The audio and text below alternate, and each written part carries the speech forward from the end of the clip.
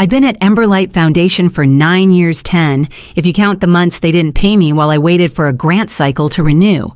I never minded the behind-the-scenes work, the spreadsheets, the policy, overlays, the quiet weekend marathons, writing district proposals.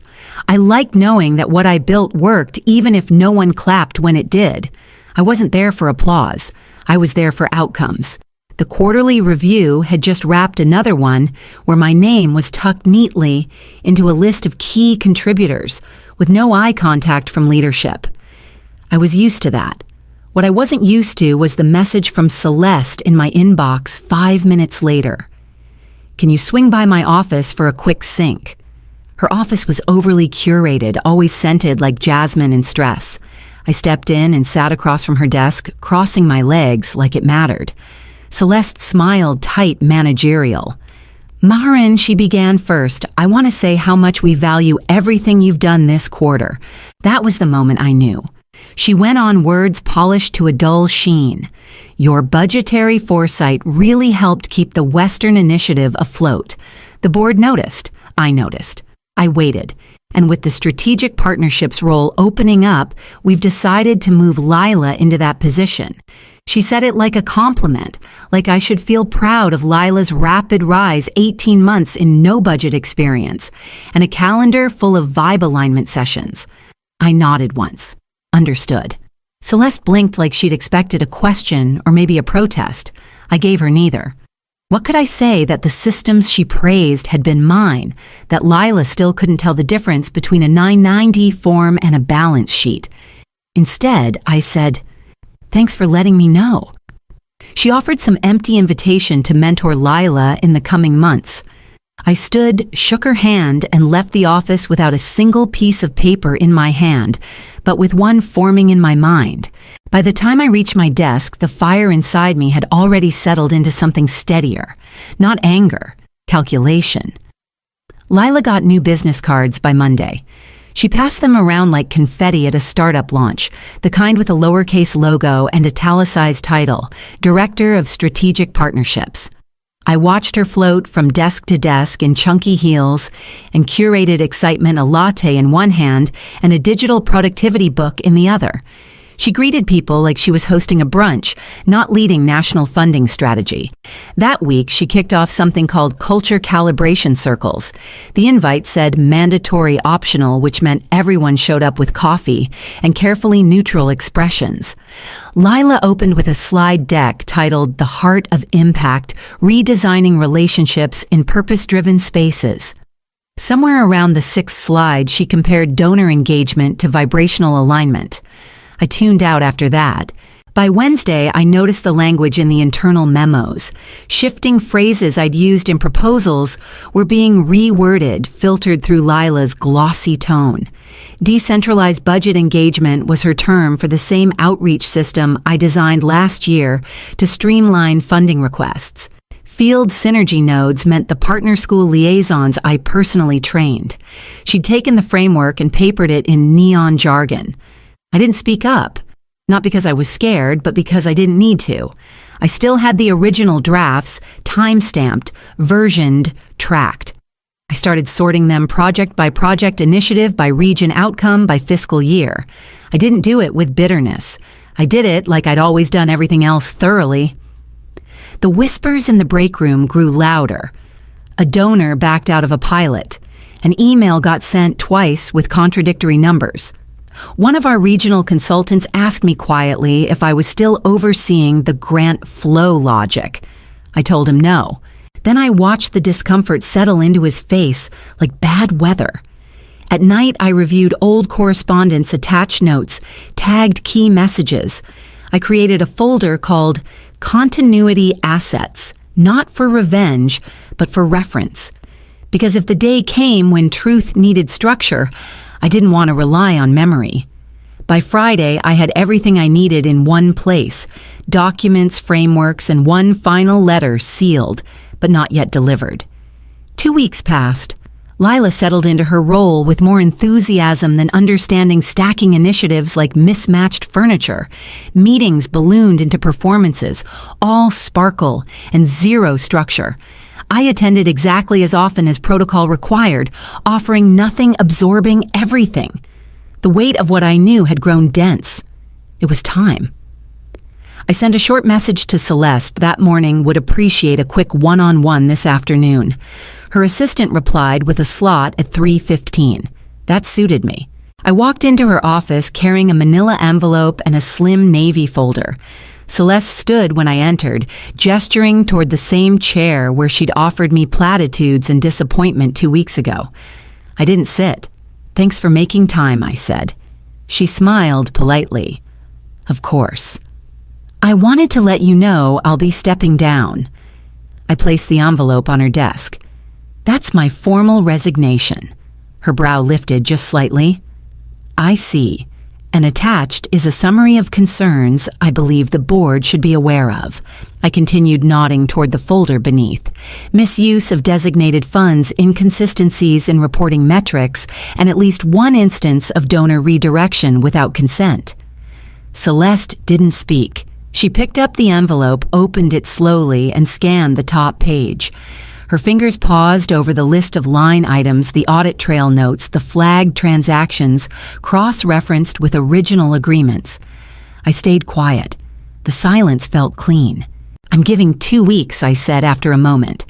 "But I imagine the timeline may shift depending on how this is handled." Her mouth opened like she meant to argue, but no words followed. I saw something flicker in her eyes, not fear, not quite, but the recognition of someone who's just realized a door has been opened. They can't close. "I won't be discussing the contents further," I added. "It's already been submitted through the appropriate compliance channel." I turned and left without waiting for her response. As the door clicked shut behind me, I felt a calm settle into my spine, something sharp but steady like momentum, finding direction. My final 2 weeks were unremarkable by design. I showed up each day at 8 Oro, logged in, answered what needed answering, delivered the reports I'd already half written. I kept everything clean, neutral, professional. No dramatic exits, no skipped meetings. I wasn't there to make noise. I was there to finish. But behind that calm was a machine running on pure intention. Every spare minute I archived. I pulled up 3 years' worth of budget models, performance dashboards, grant strategy trees, all of it built from scratch. All of it mine. None of it ever acknowledged beyond generic praise in all hands meetings. I labeled each file clearly tagged by region and fiscal year, annotated with context. I created a master index so there would be no confusion, no question of where credit belonged. This wasn't leverage, it was clarity. I didn't need to convince anyone, I just needed it to exist somewhere undeniable. At home, I encrypted the archive and saved it to a secure drive. I emailed one copy to my attorney just in case. The final version, printed and condensed, went into an unmarked envelope addressed to the Seattle Times Investigative Desk Attention, Education Equity Division. No return address, no message, just a single post-it note, public funds, private optics. I didn't touch a single file that wasn't mine. I didn't speak ill of anyone in the halls. But things began to shift around me. A program officer asked where to find the cost breakdown for a pilot I'd designed. I told her I'd sent it 6 months ago twice. She frowned, realizing the version she'd used must have been edited. People noticed I wasn't in the Slack channels anymore. LILA sent a chirpy all-staff memo reminding everyone to forward legacy data to central systems. Someone replied with a question about source validation, and the thread went quiet. On my last Friday, I left my desk exactly as I'd found it. No farewell lunch, no email blast. I signed the HR forms and dropped my badge in the tray. On the way out, I passed the break room where the leadership team was gathered over catered pastries and filtered smiles. I kept walking. I had somewhere more important to be. The cafe sat between a failing shoe repair shop and a florist that never opened on time. It was the kind of place no one noticed unless they were looking for something quiet. That's why I chose it. Imari Vance arrived right on time. She wore a gray wool coat, carried a slim notebook, and didn't introduce herself like a news anchor. Just a calm nod, a firm handshake, and eyes that didn't wander. She ordered black coffee, then opened her notebook but didn't press record. Not yet. "Tell me what you want me to know," she said simply. I didn't rehearse. I didn't editorialize. I started with the numbers, year-over-year grant shifts, internal allocations that didn't match public-facing budgets, donor statements that quietly disappeared after events. I handed over copies pulled from open databases, printed from email attachments, highlighted with careful notes. I didn't name every person involved. I didn't have to. The patterns spoke for themselves. Imari didn't interrupt. She took occasional notes, but mostly listened the way you only do when you've already seen the outline of a fire and are waiting for someone to hand you the match. "It's been building for a while," I said. "They stopped tracking impact 2 years ago. Now it's all optics press releases, keynote panels, partnerships with no substance. And the money is moving faster than the results." She nodded slowly. "Why now?"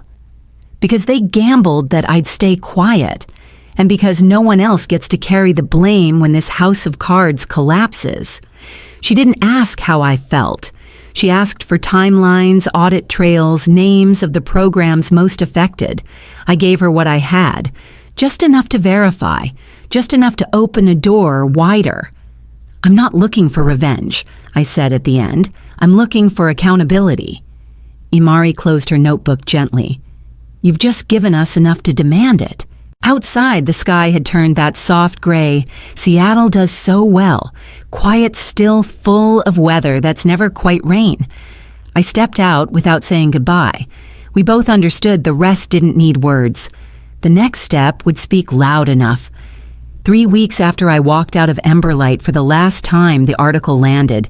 It ran on a Tuesday morning just under the fold of the Seattle Times digital front page. The headline was quiet but deliberate. "The Cost of Applause. How One Nonprofit Traded Impact for Optics." There were no names, no direct accusations. But the data points, the programs, the inconsistencies, they were too specific to ignore. Anyone who worked there would recognize them instantly. Anyone who funded them would have questions. By noon, the first donor statement dropped a paused grant cycle pending internal review. The second followed by evening, citing concerns about strategic clarity. The third wasn't a statement at all, just a quietly removed logo from the partnership page. Inside the building I no longer entered, people were moving differently.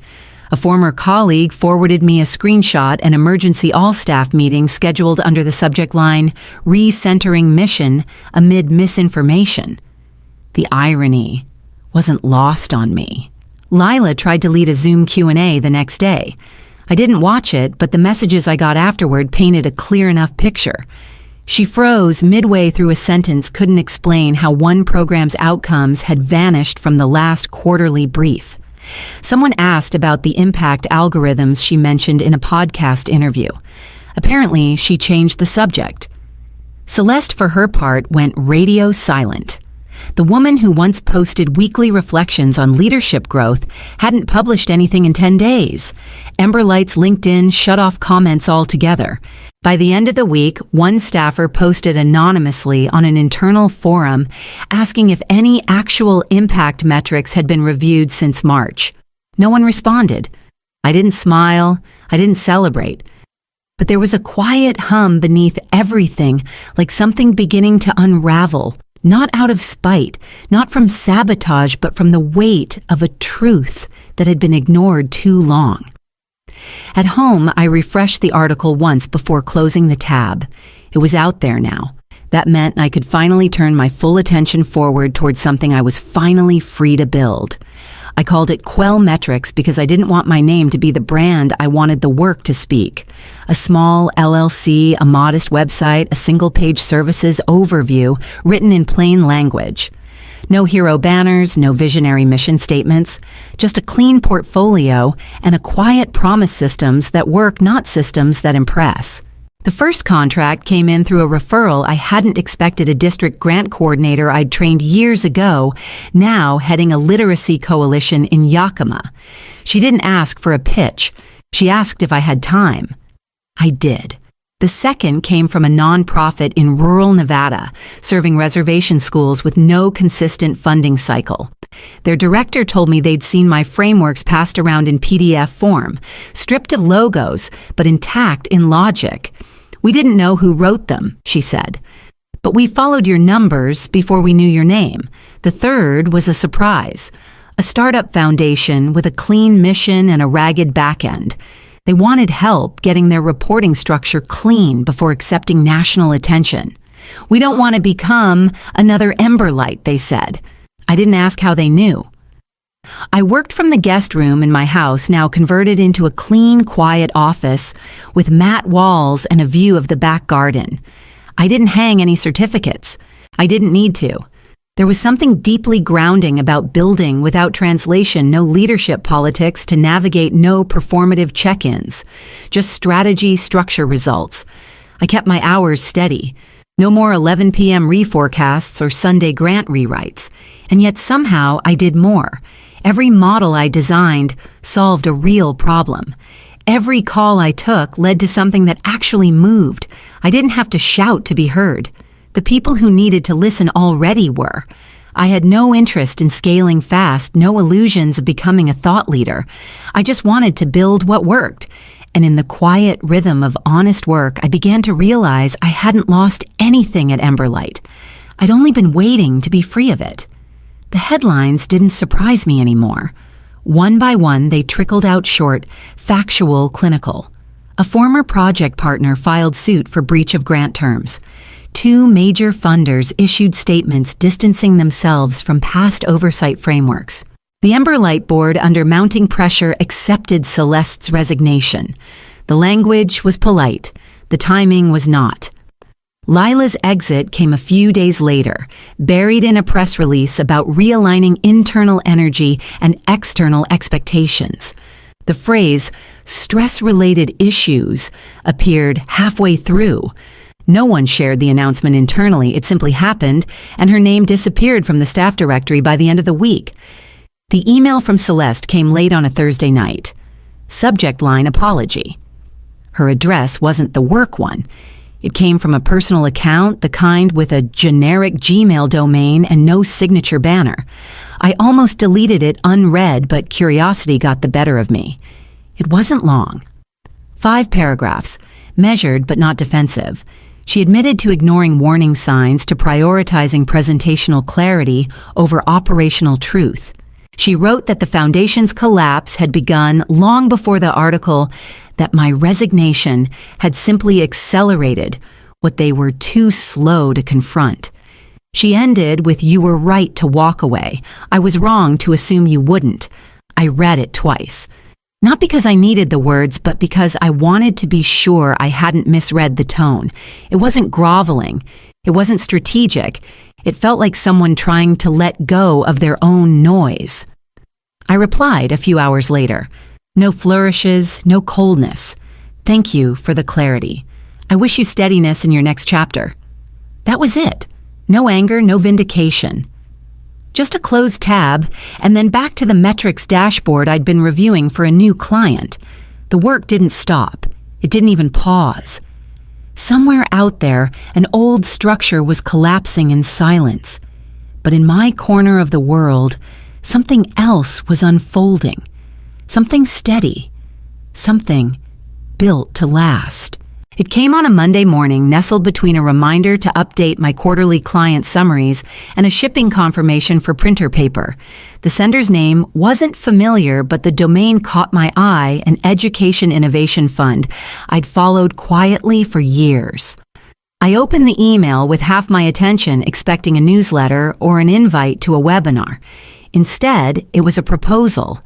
They'd reviewed a demo of the grant mapping dashboard I'd posted in a closed education forum 2 weeks earlier. The same tool I'd built in pieces during stolen weekend hours at Emberlight. The one that had been dismissed twice as too granular to scale. Their message was direct. They saw potential. Not just to fund it, but to help bring it to districts across the country. No branding tweaks. No promises of visibility in exchange for control. Just a full grant, a platform, and an offer to join their advisory board. We don't want to package your idea, the email said. We want to protect it while it grows. I stared at the screen for a long time, not out of hesitation, but because it felt like something I hadn't realized I was waiting for. Permission not just to contribute, but to lead, to shape something without apology. I scheduled a call that afternoon. It lasted 40 minutes. They asked about expansion, about data integrity, about adaptability for underfunded districts. They didn't ask about my resume. They already knew the story. It was why they'd reached out.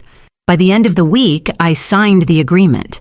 Quietly, without ceremony, a contract and a path forward not toward prestige, but toward usefulness, toward systems that didn't buckle under spotlight. Afterward, I walked outside and stood in the garden for a few minutes. The rosemary I planted in spring had started to bloom steady and unnoticed until now. I didn't need to be seen to know it was growing. Still, it felt good to finally have the space to cultivate something in full daylight. The frame isn't fancy, just a plain black border matte glass, no embossing. Inside it, a single line in small centered text, too data-driven to inspire. It came from my final annual evaluation at Emberlight, a throwaway phrase buried in a paragraph about growth potential. At the time, it stung sharper than the missed promotion, deeper than the silence that followed. Now it hangs above my monitor, not as a scar, as a milestone. I see it every morning when I open my laptop and begin mapping new strategy models or reviewing implementation data from pilot districts. I see it again during my mentorship calls, monthly sessions. I started with a handful of younger professionals who'd reached out after the article. People who build well but get passed over.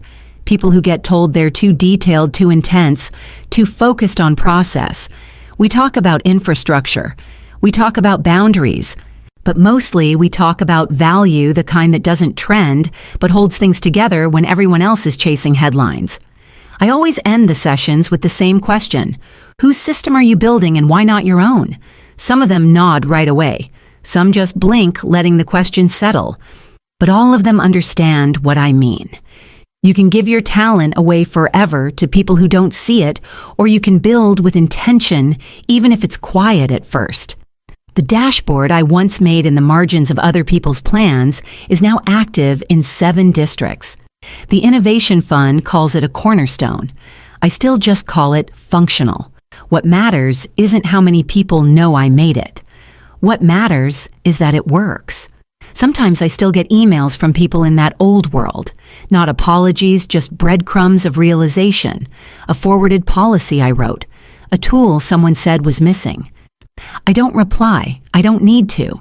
They were never my audience. I built this chapter for the ones who see what others miss. And the more I share, the more I realize my silence was never absence. It was focus. It was design. And now, it's movement.